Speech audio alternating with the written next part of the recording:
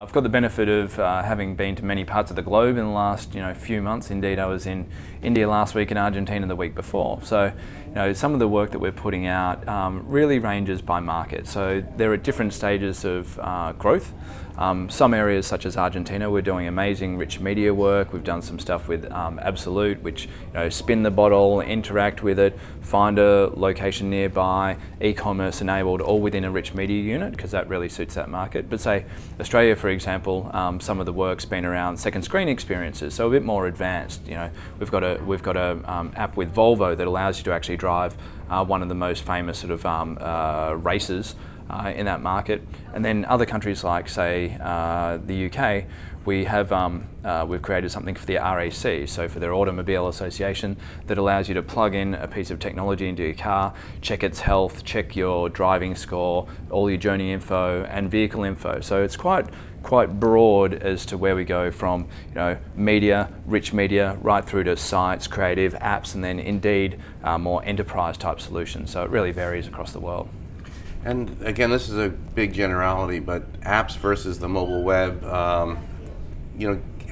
give us some top line thoughts about that. So mobile web is constantly advancing.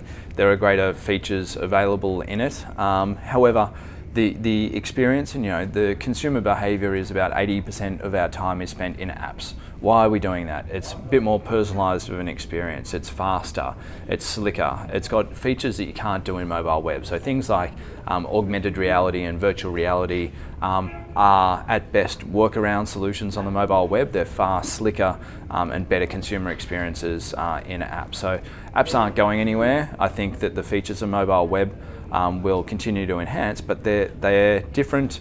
They've got different purposes. So an app should not replicate a mobile site and vice versa. What you want to do, say, as an auto brand on a mobile site might be find the nearest dealership, tell me what cars are in stock. What I might want to do in an app experience is really involve myself in a lot of the content, be able to customize the car in a seamless way, drive that customized car around a particular track, or have a second screen experience with my TV commercials or something like that. So quite different experiences. One shouldn't equal the other. And speaking of AR, it's been this crazy thing with Pokemon, and what are some of your thoughts about augmented reality, also 360 video and VR, and sort of what that conversation might be like that you're having now, and perhaps what you'll be talking with clients at Demexco? So it's really interesting, these technologies, whether you have a look at the, say, Gartner Hype Index, you see the different progress of all of these different technologies. Are they in the excitement phase? Are they in the period of disillusionment and all the other elements of the Hype Index? If we go back 2 months ago, everybody's talking about virtual reality. So, it hadn't been long since Facebook had bought Oculus Rift. You've talked a lot about Google Cardboard. It won well at Cannes. So everything was virtual reality. Then this phenomenon came along called Pokemon Go. And all of a sudden it's about augmented reality. And everybody's saying this is the next big thing. So there's this constant battle between technologies, but it's not about the technology, it's about the user experience, and it's about how humans use the technology to entertain themselves or provide utility.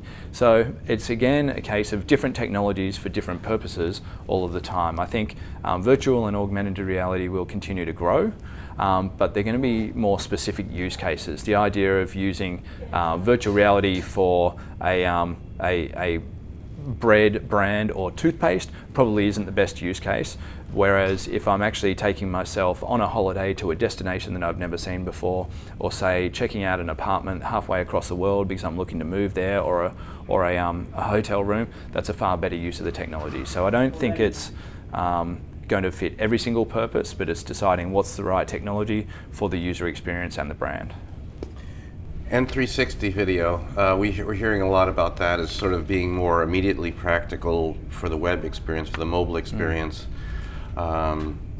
Wonder what your thoughts about that. I think 360 video will continue to grow. I think it is a more immersive video experience.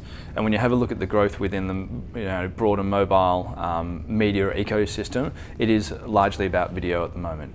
So as we can make that more interactive, more interesting, using the phone's native features, it'll be a far better user experience and greater usability. But beyond that, I think brands are now just realizing the whole idea of vertical video and shorter durations. It's taken them a long time to realize that the letterbox format that I might have on my TV commercial isn't the best user experience for mobile, and brands like Snapchat have really propelled that.